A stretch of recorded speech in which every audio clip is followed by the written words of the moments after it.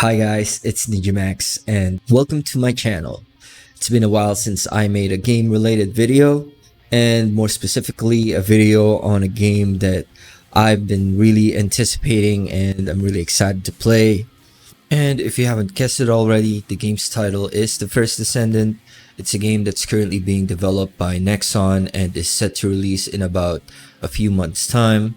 Some people are speculating that around maybe November or December, but technically speaking, the game is set to release in around early next year, maybe around February or January.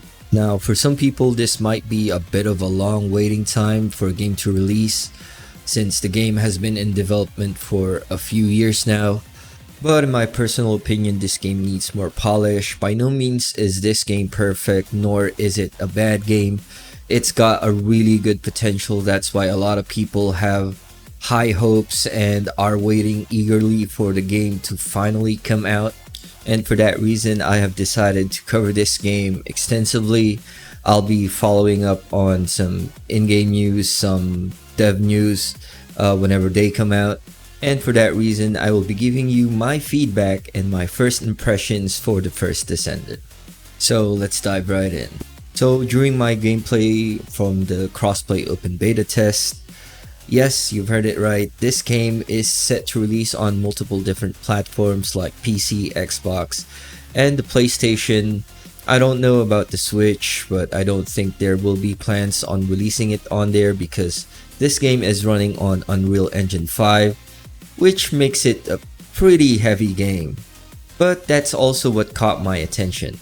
So during the first few hours of my gameplay, I was really immersed with the gameplay. The graphics was amazing. The environment were amazing.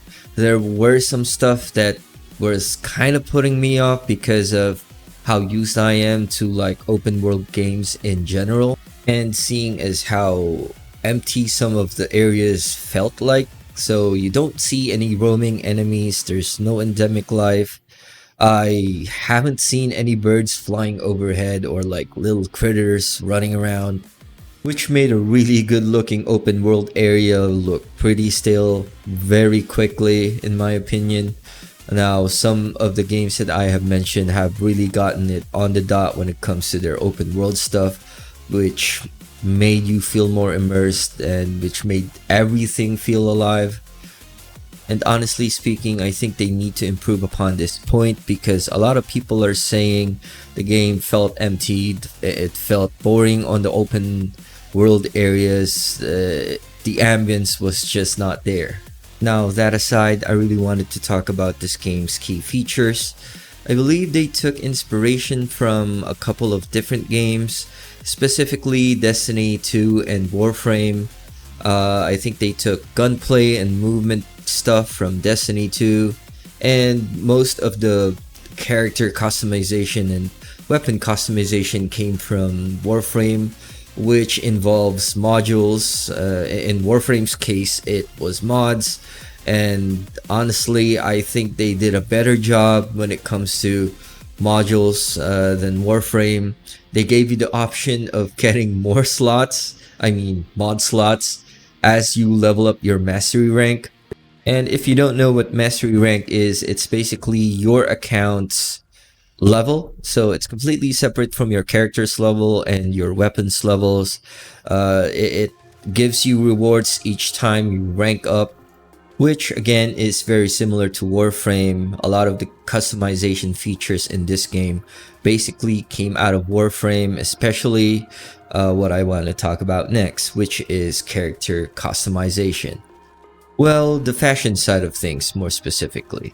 So with regards to the visual customization that they put into the game, each character basically has one full body suit and a few skins that you can mix and match with, so it's basically a helmet and the outfit. And one thing that I did took notice of is you're able to actually change different colors from different parts of those skins, which is pretty cool. Again, some of these features feel very similar to Warframe's Warframe customizations. There are no attachments that you can put on the head, the chest, the arms, and the legs. Nothing like that, but the amount of freedom that you have is decent enough, which currently doesn't seem like much, but the game was still in beta, so maybe they'll improve upon it. Maybe eventually they'll let us change the energy colors on our Descendants, and specifically the glowy bits on them. Now that said, I really wanted to see my bunny run around with black lightning all over her, but we currently don't have that option. And also I really wanted to change Blair's fire, especially when he does this flame throwing attack, which I believe was like his second ability. But currently we don't really have that option, and hopefully in the future Nexon does give us that feature in this game. Now moving on to the boss battles. In my opinion, it was hard, it was engaging, and it's pretty fun to do, especially when you figure out the mechanics by yourself.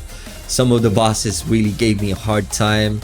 It took like hours to even beat the Obstructor, which had this gates that are purple and black, and it's releasing glowing purple orbs that you actually have to shoot down, because if you don't and the boss is able to absorb all that energy, everybody in the group or in the squad are gonna get one shot, and it's an instant fail. But that's only for the boss fight itself. With regards to the environment, I can't say much of it since it looks generic. It's like every other game's simulation room, especially Warframe simulation room. It looked pretty damn similar. I'm talking about the basic one, not the ballroom. It looked gray, like stone gray or even matte metallic gray.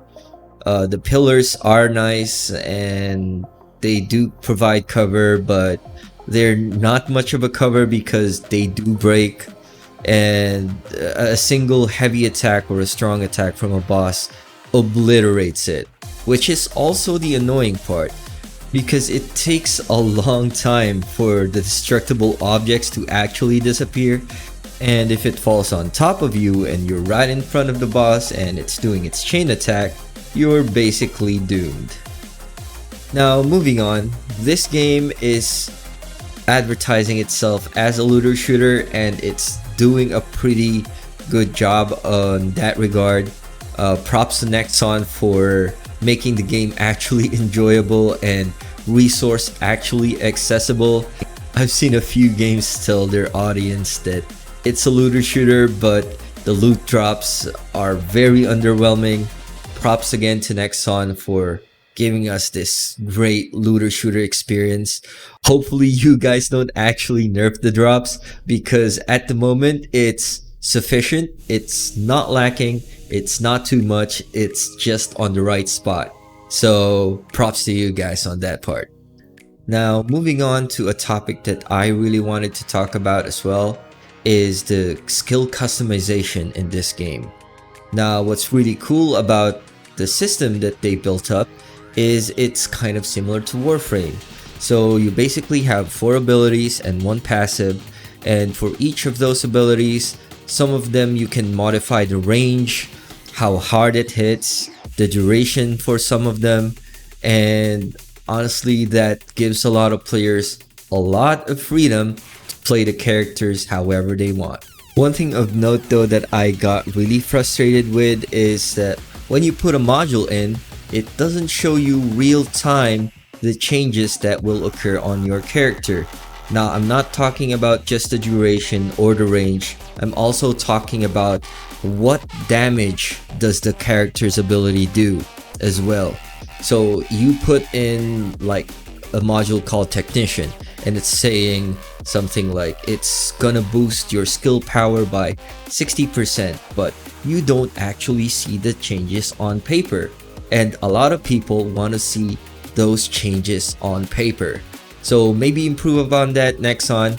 A lot of us were really confused if the mods that we were putting were actually working for the characters that we were putting them on. Also, I think Nexon should really expound on their tutorial Some of them felt really lacking and a bit confusing. It is nice to have that auto configuration feature on like the top right of your character module screen, but that doesn't really tell us much about how the character's abilities actually work. Also, I wanted to talk about the gear progression in this game and the tutorials on them. I think they did a pretty good job of explaining how things work, but some people have very short attention spans, that's including me, and I don't think they read the entire thing. And some people were complaining, oh, why is my legendary assault rifle only level 1? Why can't I have it for my character's level? They didn't even notice that they can transmute another weapon's level into their weapon's level.